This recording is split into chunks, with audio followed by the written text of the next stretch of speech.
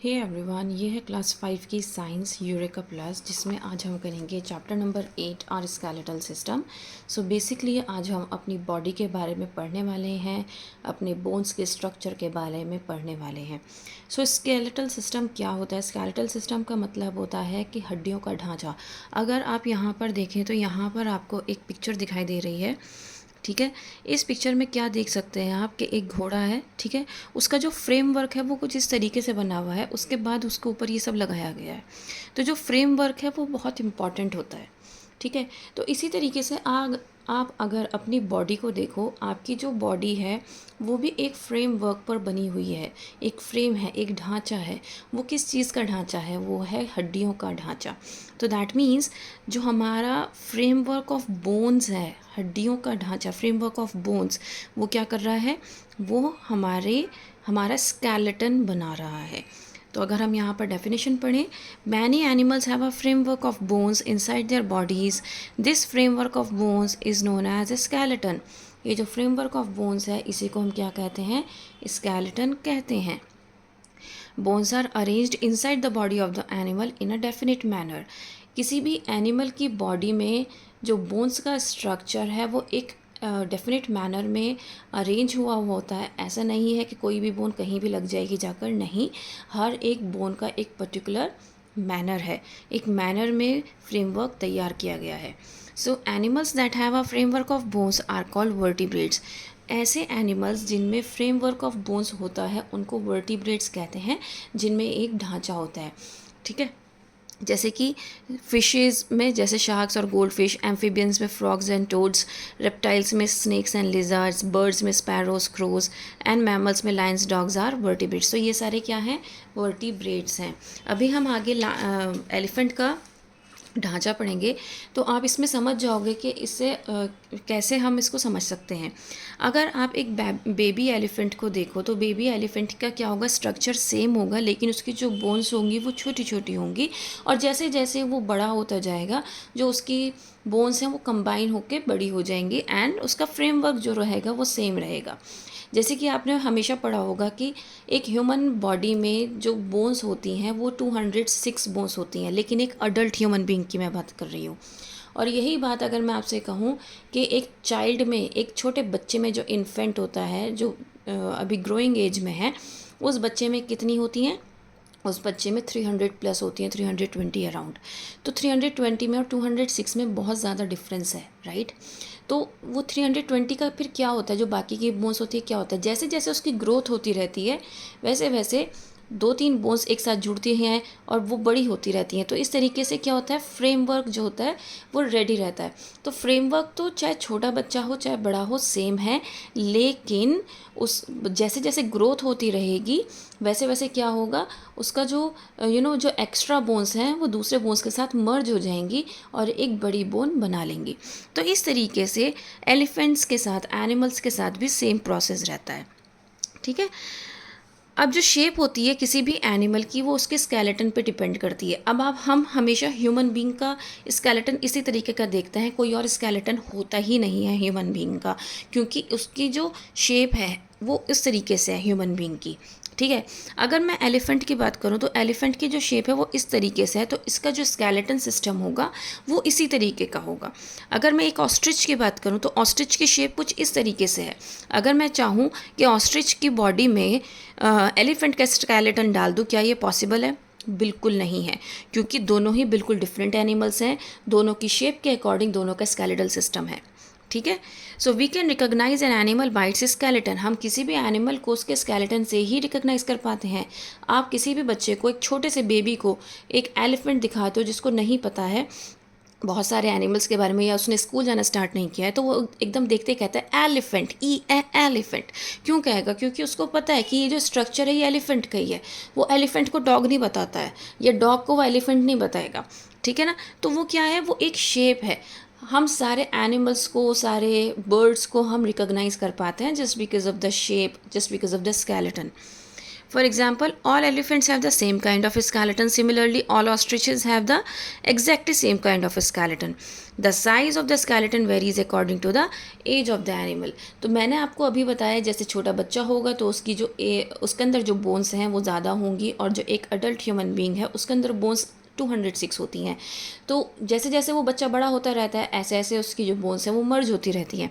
तो यहाँ पर भी वही बताया गया है कि स्केलेटन जो है वो एक छोटे बेबी में, और मतलब अकॉर्डिंग टू एज क्या होगा, डिफ़र होगा, लेकिन सेम स्केलेटन होगा, स्केलेटन सेम होगा।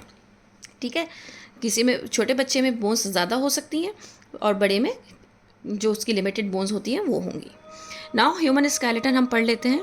ह्यूमन स्केलेटन हम हमेशा से इस तरीके से ही पढ़ते आए हैं कि ये एक ह्यूमन स्केलेटन है जो फ्रेमवर्क ऑफ बोन्स है।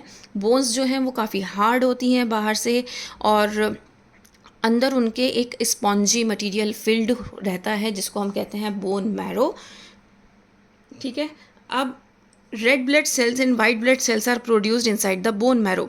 अब बोन मैरो में क्या होता है, बेसिकली जो आरबीसीज और डब्ल्यूबीसीज होती हैं वो बनती हैं वहाँ पे। अभी मैंने आपको बताया कि 206 बोन्स होती हैं एक अडल्ट ह्यूमन स्केलेटन में, अडल्ट ह्यूमन बीइंग में, और यही बोन्स डिफ़र करती हैं एक छोटे बेबी में और एक बड़े बेबी में, एक बड़े इंसान में। अब कुछ ऐसे भी होते हैं जो हाइट में छोटे होते हैं, कुछ ऐसे होते हैं जो medium size, I mean height उनकी 5 फुट 2 इंच होती है। सबकी हाइट हमेशा सेम नहीं होती, कोई 5 फुट का भी होता है, कोई 4 फुट का भी होता है, कोई 5-7 भी होता है, कोई 6-2 भी होता है ना। तो उसके अकॉर्डिंग उनके बोन्स का जो साइज़ है वो इंक्रीज़ और डिक्रीज़ हो जाता है according to the height. Skeleton has 3 main functions. किसी भी स्केलेटन के 3 मेन फंक्शंस होते हैं। सबसे पहली बात वो एक तो सपोर्ट करता है हमारी बॉडी को, हमारे मूवमेंट में हेल्प करता है, हमारी बॉडी को शेप प्रोवाइड करता है, हमारे इंटरनल ऑर्गन्स को हेल्प करता है, प्रोटेक्ट करता है, और हमें मूवमेंट में हेल्प करता है। आपको पता होना चाहिए जो आपके रिब्स होती हैं वो हेल्प करती हैं आपके लंग्स को और आपके हार्ट को प्रोटेक्ट करती हैं। आपका जो स्कल होता है वो आपके ब्रेन को प्रोटेक्ट करता है। आपका जो पीछे स्पाइनल कॉर्ड होती है उसको पकड़ने के लिए वर्टिब्रे है। तो दैट मीन्स आपके हर एक बॉडी पार्ट को, आपके हर एक नाजुक हिस्से को कौन कर रहा है कवर, एक फ्रेमवर्क ऑफ बोन्स क्या कर रहे हैं, आपको कवर कर रहे हैं, प्रोटेक्ट कर रहे हैं। Now parts of the human skeleton. अब हम ह्यूमन स्केलेटन के बारे में पढ़ेंगे। सबसे पहले हम स्कल के बारे में पढ़ेंगे। सो स्कल क्या है? Bony framework of the head is called skull. जो बोनी फ्रेमवर्क होता है उसको हम स्कल कहते हैं। इसमें 8 बोन्स होती हैं हमारे स्कल ऊपर वाले पार्ट में। जो बेसिकली ये वाला हेड वाला पार्ट होता है ना, इसमें 8 बोन्स होती हैं जो कि इस तरीके से अटैच्ड होती हैं, इस तरीके से रहती हैं, स्टैक्ड होके रहती हैं। और हमारी 14 जो होती हैं वो फेशियल बोन्स होती हैं। लेकिन अगर आपसे पूछा जाता है कि आपके स्कल में कितनी बोन्स हैं, तो हम हमेशा जो आंसर हमें करना है वो टिक वो करना है 22। क्यों? क्योंकि स्कल में हमारा फेशियल बोन्स भी काउंट होके लिखा जाता है। तो फेशियल बोन्स मैंने आपको बताई हैं 14 प्लस 8 22। तो 22 बोन्स होती हैं हमारे स्कल में। ठीक है, अब these bones join with each other to form an immovable shell. अब आपने देखा होगा कि जो हमारी फेस है, फेस में सारी बोन्स जो हैं वो सारी इमूवेबल हैं, बस हमारा जो लोअर जॉ है वो मूवेबल है। ठीक है ना। अब वो मूवेबल क्यों है? क्योंकि मैं बात कर रही हूँ, मैं आपको समझा रही हूँ। अगर मेरा मूवेबल नहीं होगा तो ये बट ऑब्वियस है, मैं ना ही बोल पाऊँगी ना ही मैं खा पाऊँगी। राइट, आप मेरी बात को समझ पा रहे हैं, आप इस चैप्टर को समझ पा रहे हैं। द रीज़न बीइंग कि मेरा जो लोअर जॉ है, जो लोअर जॉ की बोन्स हैं वो मूवेबल है, जिसकी वजह से मैं बोल पा रही हूँ और आप मेरी बात को समझ पा रहे हैं। ठीक है। The extremely strong skull bones protect the brain, eyes, tongue and the inner parts of the years. और मैंने यही बात आपको बताई थी कि स्कल हमारे ब्रेन को प्रोटेक्ट करके रखता है। Now vertebral column. Vertebral column क्या है? मैंने अभी आपको बताया था कि ये हमारे स्पाइनल कॉर्ड को क्या करता है? सपोर्ट करता है, प्रोटेक्ट करके रखता है। हम हमेशा आराम से हम झुक के कोई भी सामान उठा सकते हैं, नीचे से खड़े भी हो सकते हैं, आराम से बैठ सकते हैं, चल सकते हैं, फिर सकते हैं। क्यों? क्योंकि हमारी जो बैक होती है वो बहुत स्ट्रॉन्ग होती है, फ्लेक्सिबल कॉलम्स होते हैं बोन्स के उसके अंदर। ठीक है। अब ये जो कॉलम्स ऑफ बोन्स होते हैं इसी को हम क्या कहते हैं? वर्टिब्रल कॉलम या फिर स्पाइन। बेसिकली ये एक हॉलो ट्यूब लाइक स्ट्रक्चर होता है जिसमें 33 बोन्स होते हैं। तो आपको यहाँ पे नंबर ऑफ़ बोन्स हर एक का याद रखना है।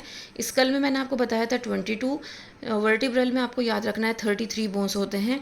और जो ईच ऑफ दीज बोन, इसको क्या कहा जाता है, हर एक बोन को वर्टिब्रा कहा जाता है, ठीक है। The spinal cord passes through the vertebral column, the spinal cord is a part of our nervous system. Spinal cord जो है क्या है, इस वर्टिब्रल कॉलम से होकर गुजरती है, मतलब वर्टिब्रल कॉलम क्या कर रहा है, इसको प्रोटेक्ट कर रहा है, किसको, हमारे स्पाइन को, हमारे रीढ़ की हड्डी को। तो आपने हमेशा सुना होगा कि अगर आपकी रीढ़ की हड्डी बहुत नाजुक होती है, इसमें कुछ नहीं होना चाहिए क्योंकि पैरालिसिस भी हो सकता है अगर इसमें थोड़ा सा भी कुछ हो जाता है, ऐसा पेरेंट्स बोलते हैं ना, बहुत ध्यान रखने के लिए कहते हैं। तो क्यों, देखो यहाँ से ये अटैच्ड होती है नीचे से हमारे पैरों से, यहाँ से ये नेक से हमारे अटैच्ड होती है हमारे माइंड से। तो इसका जो इसका बहुत इम्पॉर्टेंट रोल है। अगर किसी भी वजह से अगर हमारे स्पाइनल कॉर्ड में कुछ भी हो जाता है तो जो पैर जो हैं हमारे वर्क करना बंद कर देते हैं, ठीक है। तो इसीलिए ये कहा जाता है कि हमें अपना बहुत ज़्यादा ध्यान रखना है, ठीक है, क्योंकि ये बहुत डेलिकेट पार्ट होता है हमारी बॉडी का। वर्टिब्रल कॉलम क्या करता है, हमारे डेलिकेट स्पाइनल कॉर्ड को प्रोटेक्ट करके रखता है। This strong flexible column of bones also protects our head from the shock and jerks as walk. जब हम भागते हैं, एकदम से गिर जाते हैं, या कोई हम बहुत गहरी नींद में सो रहे हैं, एकदम से बेल बजी और हम एकदम खड़े हो गए, तो क्या होता है, एकदम से जर्क आता है हमारे माइंड में, एकदम से चक्कर से महसूस होते हैं। तो उस चीज़ से कौन बचाता है, ये हमारा जो हेड है ना, ये जो स्कल है, ये बचाता है। ये वर्टिब्रल कॉलम इसमें बचाने का काम करता है, शॉक से बचाता है हमें, क्योंकि आपकी जो स्पाइनल कॉर्ड है ना, वो आपके माइंड से भी कनेक्टेड है। इसीलिए इसको यहाँ पर देखो, हमने कहा था इसको कि ये आपके माइंड से कम्प्लीटली अटैच्ड है और ये आपके नर्वस सिस्टम से अटैच्ड है ना। और नर्व्स कहाँ पर होती हैं, आपके माइंड में। वैसे तो पूरी बॉडी में आपके नर्व्स हैं, लेकिन जब हम नर्वस सिस्टम के बारे में बात करते हैं तो वो हमारा डायरेक्ट माइंड से होता है कनेक्शन उसका रीज़न ये है क्योंकि हमारा माइंड जो है उसका फंक्शन बहुत बड़ा है। हम कुछ भी कर रहे हैं, उसके सारे मैसेजेस माइंड के पास जाते हैं, हमारे ब्रेन के पास जाते हैं। ब्रेन हमें जो करने के लिए कहता है, फिर हम उस फंक्शन को परफॉर्म करते हैं, ठीक है। तो brain plays an important role in our life, right. Now next we have ribcage. Ribcage का मैंने आपको बताया था कि रिबकेज हमारे लंग्स को और हमारे हार्ट को प्रोटेक्ट करके रहता है, ठीक है। Sorry. Enclose structure of bones होता है जो कि चेस्ट रीजन में प्रेजेंट होता है। बहुत सारे फ्लेक्सिबल कर्व्ड बोन्स होती हैं जो रिब्स को स्टर्नम के साथ फ्रंट में कनेक्ट करके चलती हैं और पीछे से वो स्पाइनल कॉर्ड से अटैच्ड रहता है, वर्टिब्रल कॉलम से अटैच्ड रहता है और एक रिब केज बनाता है, ठीक है। स्टर्नम जो होती है वो लॉन्गेस्ट बोन होती है, लॉन्ग बोन होती है जो कि चेस्ट में प्रेजेंट होती है। ह्यूमन स्केलेटन के पास 12 पेयर ऑफ रिब्स होते हैं। कितने पेयर ऑफ रिब्स हैं? 12। और अगर आपसे पूछा जाए टोटल रिब्स कितने होते हैं तो 24। पेयर कितने होते हैं? 12 होते हैं, ठीक है। Bones of arms and legs, अब ये पढ़ लेते हैं। Each arm and leg has 3 long bones and several small bones. हर एक आर्म और लेग में 3 बड़ी बोन्स होती हैं, छोटी छोटी बहुत सारी बोन्स होती हैं, ठीक है। जो लॉन्ग बोन्स होती हैं आर्म्स में और लेग्स में वो हॉलो होती हैं, मतलब खोखली होती हैं, ट्यूब लाइक स्ट्रक्चर होता है। लेकिन खोखली होने का मतलब ये नहीं है कि उसमें कुछ नहीं होता है, उसमें बोन मैरो प्रेजेंट होता है। So these bones are light yet extremely strong and are able to hold weight and tolerate pressure. तो ये जो बोन्स होती हैं ये लाइट होती हैं लेकिन इतनी ज़्यादा स्ट्रॉन्ग होती है कि ये आपके जो स्कूल बैग है उसको बहुत आराम से, उसका जो भार है वो झेल पाती है, ठीक है। That is why we are able to carry our own weight and lift additional weights and walk. अब हम बात करते हैं जॉइंट्स की, जो कि एक बहुत इंपॉर्टेंट पॉइंट है, बहुत इंपॉर्टेंट पार्ट है और ये बहुत इंपॉर्टेंट टॉपिक भी है, ठीक है। जॉइंट क्या है? फॉर्म वेयर 2 और मोर बोन्स मीट, जहाँ पर 2 या 2 से ज़्यादा बोन्स मिलेंगी वो जॉइंट कहलाएगा। जॉइंट्स की वजह से मूवमेंट होता है, ठीक है। हम अब जॉइंट्स की वजह से ही हमारी बॉडी में मूवमेंट रहता है, ठीक है। कुछ जॉइंट्स होते हैं मूवेबल, कुछ होते हैं इमूवेबल, ठीक है। मूवेबल जॉइंट्स वो होते हैं जो कि मूवमेंट को अलाउ करें। कुछ ऐसे जॉइंट्स भी होते हैं जो मूवमेंट को अलाउ नहीं करते, तो वो होते हैं इमूवेबल जॉइंट्स। जैसे कि हमने अभी स्कल की बोन्स का पढ़ा था कि वो ऐसे इस तरीके से स्टैक रहती है, वो मूवेबल नहीं है, ठीक है। सो वो मूवेबल जॉइंट्स नहीं है, ठीक है। Strong and elastic tissues called ligaments connect the bones at the joints. अब यहाँ पे डिफरेंट टाइप की मूवेबल जॉइंट्स हैं जो हम पढ़ने वाले हैं। सबसे पहला है बॉल एंड सॉकेट। तो ये हमारी बॉल हो गई और ये हो गया सॉकेट। अब इसको आप ऐसे देख लो तो इस तरीके से जो बोन होगी वो that is your ball and socket joint. ठीक है, ये वाला मूवमेंट आपको दिखेगा आपके हिप में, आपके हिप एरिया में आपका बॉल एंड सॉकेट जॉइंट होता है। आपका जो आर्म वाला एरिया होता है, शोल्डर वाला, यहाँ पर भी आपको बॉल एंड सॉकेट जॉइंट दिखेगा, क्योंकि आप अपनी आर्म को गोल गोल घुमा सकते हो, ऐसे ही अपने लेग्स को आगे पीछे घुमा सकते हो, साइड में घुमा सकते हो। तो जहाँ पर आपका सब तरफ मूवमेंट रहता है वो आपका बॉल एंड सॉकेट जॉइंट है। ठीक है, हिंज जॉइंट, हिंज जैसे, हिंज का मतलब होता है जैसे दरवाज़ा, आप अपने घर के दरवाजे देखो, लकड़ी के जो दरवाजे होते हैं उसमें दरवाजे को टिकाने के लिए हिंज लगे हुए होते हैं, पतले पतले, मतलब एक तरह से मैं आपको कील बता दूँ, कील तो दिखेगी नहीं, कील नहीं होती है, स्क्रूज नहीं होते हैं, लेकिन जिसकी वजह से दरवाज़ा खुल पाता है, बंद हो पाता है, हिंजेस कहते हैं उनको। ठीक है, तो बेसिकली इसका मूवमेंट क्या होता है, बैक एंड फोर्थ। क्या आपका दरवाज़ा अंदर बाहर दोनों तरफ खुल जाता है? नहीं ना, एक ही तरफ का तो मूवमेंट रहता है। अगर आप अपनी इस फिंगर को देखो, आप इस हैंड को देखो, अपना हैंड जो है आप अंदर की तरफ फोल्ड कर सकते हो। अगर मैं कहूँ बाहर की तरफ फोल्ड करो, क्या आप फोल्ड कर पाओगे? बिल्कुल नहीं। आप क्या करोगे, सिर्फ अंदर की तरफ फोल्ड करते हो। तो that means back and fourth एक ही तरफ आपका मूवमेंट है ना। अब ऐसे ही आप अपनी नीज़ को देखो, पैर जो है नी से आप पीछे की तरफ मोड़ पाते हो, लेकिन अगर मैं कहूँ आगे की तरफ मोड़ो तो क्या मोड़ पाओगे? बिल्कुल नहीं। अगर मैं एल्बो की बात करूँ, एल्बो से मैं ऐसे करके मोड़ना चाहूँ तो मैं आगे की तरफ मैं मोड़ पा रही हूँ, है ना, आगे की तरफ मैं मोड़ पा रही हूँ, लेकिन अगर मैं चाहूँ कि पीछे की तरफ मोड़ूँ तो वो पॉसिबल नहीं है। ठीक है, तो ये क्या है, ये सारे मेरे हिंज जॉइंट्स हैं जो एक तरफ आपको मूवमेंट देते हैं। Pivot, pivot joint, the first vertebra and the skull bones form a pivot joint. तो अब फर्स्ट वर्टिब्रा क्या है, ये आपका स्पाइनल कॉर्ड का फर्स्ट वर्टिब्रा है जो आपके नेक से अटैच्ड है ये, और आपका जो स्कल बोन है वो क्या करते हैं, पाइवट जॉइंट बनाती है। कैसे? क्योंकि आप अपनी गर्दन को गोल गोल गोल गोल घुमा सकते हो, है ना, गोल गोल मूवमेंट कर सकते हो ना, साइड में मूवमेंट कर सकते हो, ऊपर नीचे मूवमेंट कर सकते हो, साइड टू साइड, है ना। तो ये सब क्या है, ये है pivot joint. Now gliding joint, gliding joint का में क्या होता है, रिस्ट और एंकल्स में ग्लाइडिंग जॉइंट होता है। तो हम क्या करते हैं, साइड वेज इसको क्या कर सकते हैं, मूव कर सकते हैं। ये देखो, मैं साइड वेज इसको मूव कर सकती हूँ, ऊपर नीचे मूव कर सकती हूँ। दैट मीन्स ये क्या है, ग्लाइडिंग जॉइंट है। ऐसे ही आप अपने पैर को भी कर सकते हो। ठीक है, तो हैंड में और फीट में आपके क्या होता है, हैंड और फीट में आपके ग्लाइडिंग जॉइंट होता है जो कि बैक एंड फोर्थ आपको मूवमेंट प्रोवाइड करता है। Gliding joints between the vertebrae in the vertebral column allow them to slide against each other. As a result, we are able to bend forward, backward as well as sideways. तो इसी तरीके से हम झुकना, side में होना, हर तरह से जो मूवमेंट है हमारा हो पाता है just because of the gliding joint. ठीक है, तो यहाँ पर आप एक छोटा सा फ्लो चार्ट देख सकते हो कि बॉल एंड सॉकेट में कहाँ पर होते हैं, शोल्डर एंड हिप जॉइंट में, हिंज जॉइंट एल्बो नीज फिंगर्स में होते हैं, पिवट जॉइंट नेक में होता है, gliding joint wrist and ankle में होता है। तो ये इंपॉर्टेंट है क्योंकि अगर आपको ये पता है कि कौन सा जॉइंट कहाँ पर वर्क करता है तो वो आपके लिए बहुत ईजी हो जाएगा याद करना। Now muscles of the body, ये आप फ्लो चार्ट अपने बुक में ज़रूर, अपनी नोटबुक में ज़रूर बना लें ताकि आप इसको याद कर सकें। Bones and joints alone cannot make body parts move. The muscles and bones work together to move the body, to move the parts of the body.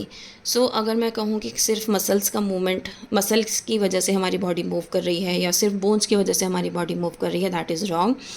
दोनों का कंट्रीब्यूशन बहुत ज़रूरी है, दोनों का साथ काम करना बहुत ज़रूरी है। अगर दोनों साथ काम नहीं करेंगे, बोन्स एंड मसल्स, तो हमारा मूवमेंट इम्पॉसिबल है। देखो, अगर आपकी बॉडी में सिर्फ और सिर्फ बोन्स होंगी, कोई भी मसल नहीं होगा, तो ना ही आप बैठ सकते हो, ना ही भाग सकते हो, ना ही अपना कोई काम कर सकते हो, क्योंकि मसल्स की वजह से ही हम किसी भी चीज़ को होल्ड कर सकते हैं, हम बैठ सकते हैं, चल सकते हैं, मूवमेंट कर सकते हैं। तो इसीलिए मसल्स और बोन्स दोनों का होना ज़रूरी है। और अगर हमारी बॉडी में सिर्फ और सिर्फ मसल्स हैं, बोन्स का बिल्कुल भी नहीं है, तो हम एक एक लावारिस लाश की तरह हम पड़े रहेंगे, क्योंकि हम उठ ही नहीं सकते, हम अपना कोई भी काम नहीं कर सकते अगर हमारी बॉडी में बोन्स नहीं है तो, क्योंकि मसल्स इतनी हैवी हो जाएंगी कि वो हमें मूवमेंट अलाउ ही नहीं करेंगे, हम हिल भी नहीं पाएंगे। We have muscles all over the body. The body has a few hundred muscles. Muscles and bones impart shape of the body. To hold something in our hand, the muscles and bones or fingers have to move. It is not possible to move a part of the body if a muscle or the bone of that particular part is injured. ये आप जानते हैं कि अगर किसी भी body part का आपका इंजर्ड है आपके मसल, तो उस बॉडी पार्ट में आपको बहुत दिक्कत होती है और वहाँ से हम कोई भी मूवमेंट नहीं कर सकते हैं। मसल्स अटैच्ड होती हैं बोन्स के साथ, और इसीलिए with the help of strong tough tissues called tendons की वजह से वो क्या होती हैं, अटैच्ड होती हैं। मसल्स कॉन्ट्रैक्ट और रिलैक्स करती हैं ताकि मूवमेंट हो सके बोन्स में, ठीक है। They usually work in pairs, one muscle contract pulls while the opposite muscle relax. आपने देखा होगा जब आप एक्सरसाइज करते हो तो आप एक्सरसाइज कैसे कर पाते हो, क्योंकि एक मसल रिलैक्स करती है, एक पुल करती है, इस वजह से आपका जो मूवमेंट है हाथों का ऊपर नीचे का वो आप कर पाते हो, ठीक है। The muscles present at the front end rear side of the upper arm help with its movement. तो ये जो ऊपर की तरफ आप देख रहे हो फ्रंट मसल, ही आपको मूवमेंट में हेल्प करती है, शॉर्ट हो जाती है, थिक हो जाती है। रियर मसल रिलैक्स, जो पीछे वाली मसल होती है वो रिलैक्स करती है और वो लॉन्ग और थिन हो जाती है। तो इसी वजह से आप क्या करते हो, स्टिफनेस महसूस करते हो कि वो टाइट हो गई है। When the arm is move downward, जब आप नीचे की तरफ लेकर आओगे अपनी आर्म, तो आप देखोगे ऊपर से जो मसल है वो वो रिलैक्स करेगी और नीचे वाली मसल जो है वो कॉन्ट्रैक्ट करेगी। तो इस तरीके से मसल का मूवमेंट होता है। Now healthy bones and muscles, अगर आप अपनी बॉडी में प्रॉपर फूड और रेगुलर एक्सरसाइज करोगे तो आप अपनी मसल्स को, अपनी बोन्स को बहुत हेल्दी रख सकते हो, ठीक है। इसी वजह से आउटडोर गेम्स के लिए बच्चों को कहा जाता है। आज के टाइम में बच्चे सिर्फ मोबाइल में घुसे रहते हैं और उनकी कोई आउटडोर एक्टिविटी नहीं रहती है। इसी वजह से आप देख सकते हैं कि बच्चों में बहुत सारी बीमारियां अभी से आ रही हैं। इवन उनकी स्टंटेड ग्रोथ, स्टंटेड हाइट की वजह भी यही है, क्योंकि आज के टाइम में आउटडोर गेम्स बिल्कुल भी नहीं रहे हैं। बहुत सारे फूड आइटम्स हैं जैसे green gram, milk, cheese, wheat, eggs, fish are good for the muscles and bones. So basically आपको प्रोटीन अपनी डाइट में बहुत अच्छा रखना है। उसका रीज़न ये है कि प्रोटीन अगर अच्छा होता है तो हमारे मसल्स को बिल्डअप करने में बहुत ज़्यादा हेल्पफुल होता है, और हमें ग्रीन वेजीज़ और फ्रूट्स पे बहुत ज़्यादा ध्यान देना है, जो कि ओवरऑल ग्रोथ में हमें हेल्प करेगा, ठीक है। सनलाइट हमारी बोन्स और मसल्स के लिए बहुत ज़्यादा अच्छी होती है। ये कुछ कीवर्ड्स हैं जो कि दिए हुए हैं, bone marrow, ligament, skeleton, skull, tendons, vertebrates and vertebral column. That means ये आपको एक डेफिनेशंस दी हुई है। ये आपका एक माइंड मैप है और स्केलेटल सिस्टम का, जिसमें हमने पढ़ा है कितने पार्ट्स होते हैं, skull, vertebral column, rib cage और bones of arms and legs के बारे में पढ़ा हमने। जॉइंट्स के बारे में पढ़ा, अलग अलग, ग्लाइडिंग जॉइंट में एंकल रिस्ट में होता है, पाइवट जॉइंट नेक में होता है। इस तरीके से हमने कहाँ कहाँ कौन सा होता है ये सब पढ़े हैं। हम 4 तरह के जॉइंट्स पढ़े हैं, चारों के एग्जाम्पल भी साथ लिखे हुए हैं। तो ये बहुत अच्छा तरीका होता है, या तो आप ये माइंड मैप बना लें या फिर आप फ्लो चार्ट बना लें, जो मैंने पहले दिखाया था। तो ये आपको याद करने में बहुत आसान करेगा, आपके लिए आसानी हो जाएगी। उम्मीद करती हूँ चैप्टर आपको समझ में आया होगा। Please like, share and subscribe. That's all. Thank you.